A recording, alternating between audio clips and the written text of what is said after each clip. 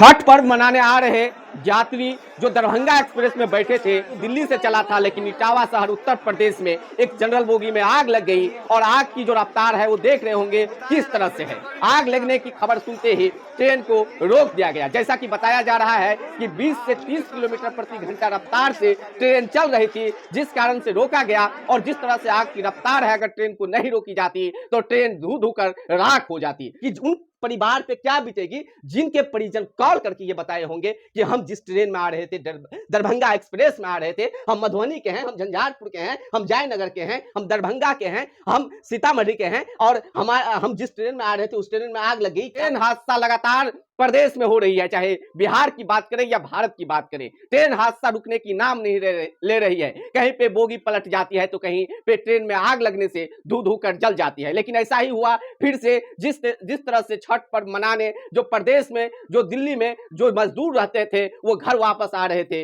लेकिन जिस तरह से ट्रेन में आग लग गई है, एक दुखों का पहाड़ बिहार वासियों पे टूट पड़ा है। आप समझ सकते हैं उन परिवार पे क्या गुजरेगा आज, जिनके परिजन दिल्ली से घर आ रहे थे, लौट रहे थे अपने परिवार के साथ में छठ मनाने के लिए, और उनको पता चलेगा कि ट्रेन में आग लग गई। जैसा कि खबर आ रही है कि ट्रेन में आग लगने से लगभग 2, 4, 5 लोग बुरी तरह से झुलस गए हैं, वो भी। और जो जान माल की खतरा है वो किसी तरह से नहीं बताया जा रहा है जान की खतरा। हालांकि ट्रेन में जो सामान थे वो बहुत सारे यात्रियों का जलकर राख हो गए। आनंद फानंद में वहां पर रेलवे के टीम होते हैं, वो पहुंचे और ट्रेन बोगी को बुझाने में मदद की गई। लेकिन जिस तरह से दरभंगा एक्सप्रेस दरभंगा आ रही थी दिल्ली से, और इस तरह से जो हादसा हुई आग लगने का, पूरी तरह से जांच होनी चाहिए कि आखिरकार कहीं पे रेलवे ट्रैक से पलटी कर जाती है तो कहीं पे ठोकरे लग जाती है, तो कहीं पे बोगी में आग लग जाती है। आखिरकार इस तरह की घटना क्यों होती है? क्या रेलवे पूरी तरह से सजग नहीं है, या कोई आम जनता या किसी की जो इसमें लापरवाही है, जिस तरह से इस तरह की हादसा होती है?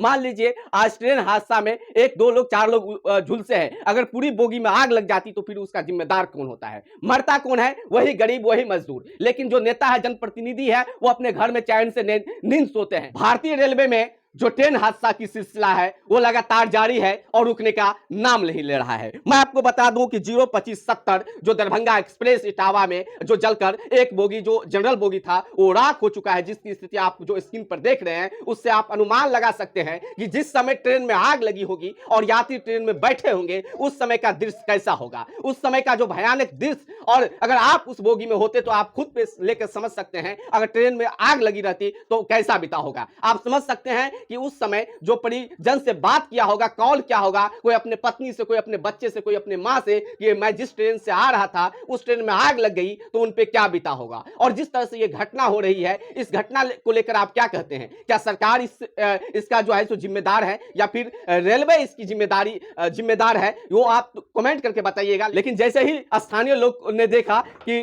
जनरल बोगी में आग लग गई है, वहां पर जो दमकल गाड़ी होती है उसको रवाना कर दिया गया, और वहां पे जो जिस बोगी में आग लगी थी उस बोगी को बुझाने में पूरी तरह से जो वहां के लोग थे, स्थानीय लोग थे, और जो रेलवे में जॉब करते हैं कर्मचारी है, वो पूरी तरह से वहां पे अपना काम किया। लेकिन कहा जाता है कि हिंदू धर्म का जो महापर्व छठ पर्व होता है, जिसमें लोग अपने परिवार के साथ, फैमिली के साथ मिलकर छठ पर्व छठ घाट पर मनाते हैं, लेकिन उस परिवार पर, उस फैमिली पे क्या बीतेगा जिनके परिजन ये कहेंगे कि हम जिस बोगी से आ रहे थे उस बोगी में आग लग गई और पूरा सामान जलकर राख हो गया। जैसा कि खबर आ रहा है कि अभी तक किसी भी तरह की जान की वहां पे आशंका जाने की नहीं है, लेकिन पूरी जानकारी हम नहीं दे सकते। ऐसे ही खबर आएगी, मैं दूसरा वीडियो भी दिखाऊंगा कि आखिरकार ट्रेन बोगी में आग लगने से कितने लोगों की जान गई है। जिस तरह से आग लगी हुई है, साफ साफ यहां पर दिख रहा है कि जान भी गई होगी लोगों की। लेकिन हमें ईश्वर से, अल्लाह से, भगवान से ये कामना है कि किसी भी तरह की जान न गया हो। भले ही सामान जल गया हो तो आ जाएगी, लेकिन जान न गया हो। लेकिन देखना यह है कि आगे खबर क्या आती है। लेकिन जिस तरह से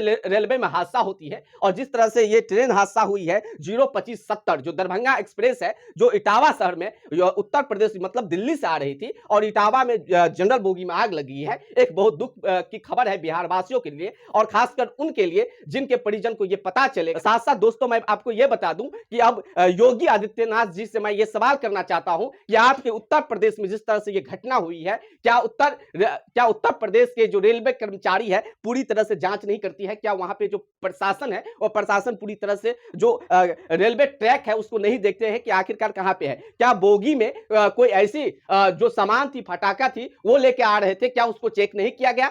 जिस तरह से इस तरह की हादसा हुई है, कारण क्या है वो पुख्ता सबूत जनता को चाहिए। आखिरकार रेलवे में इस तरह से हादसा क्यों होती है? कभी ट्रेन पर से जो है कभी जो है ट्रैक पर से जो है बोगी उतर जाती है, कभी पे टक्कर खा के हजारों लोग मर जाते हैं, तो कभी कभी बोगी में जो है सो आग लग जाती है। आखिरकार ये क्या हो रहा है? आम लोग सेफ नहीं है क्या? आपने आज तक सुना कि बड़े नेता बिजनेसमैन का जो है कोई इस ट्रेन हादसा में जान गंवाई? नहीं। आम लोग, वही मजदूर लोग जो बिहार से पलायन या यूपी से पलायन या कहीं और से पलायन करने के लिए शहर जाते हैं अपने बीवी बच्चों के लिए, लेकिन होता क्या है आखिरकार? तो कभी फैक्ट्री में आग लगती है, तो कभी ट्रेन में लगती है, तो कभी ट्रेन आपस में टकरा जाती है और जान चली जाती है। आखिर जिम्मेदार कौन है? बिहार सरकार, यूपी सरकार या केंद्र सरकार? मैं कमेंट करके पूछना चाहता हूं आप लोग से, आप लोग कमेंट करके बताइएगा कि जिस तरह से दरभंगा एक्सप्रेस में आग लग गई है छठ के मौके पे, कितना दुख की खबर है। और इस न्यूज को बनाते हुए बड़ा ही तकलीफ हो रहा है कि उन परिवार पे क्या बीतेगी जिनके परिजन कॉल करके ये बताए होंगे कि हम जिस ट्रेन में आ रहे थे, दरभंगा एक्सप्रेस में आ रहे थे, हम मधुबनी के हैं, हम झंझारपुर के हैं, हम जयनगर के हैं, हम दरभंगा के हैं, हम सीतामढ़ी के हैं, और हम जिस ट्रेन में आ रहे थे उस ट्रेन में आग लग गई। क्या उन परिजन पे क्या बीतता होगा, उन बच्चे पे क्या बीतता होगा, उनके पत्नी पे क्या बीतती होगी और उन माँ पे क्या बीतता होगा? तो ये सारी जो मैंने बात कहा उसको कमेंट करके बताइएगा। और जिस तरह से ये हादसा हुई है, मैं ईश्वर से, अल्लाह से, भगवान से मैं कामना करना चाहता हूं कि किसी भी तरह की जान की इस पे हानि ना हुआ हो और सभी सही सलामत अपने घर पहुंचे। तो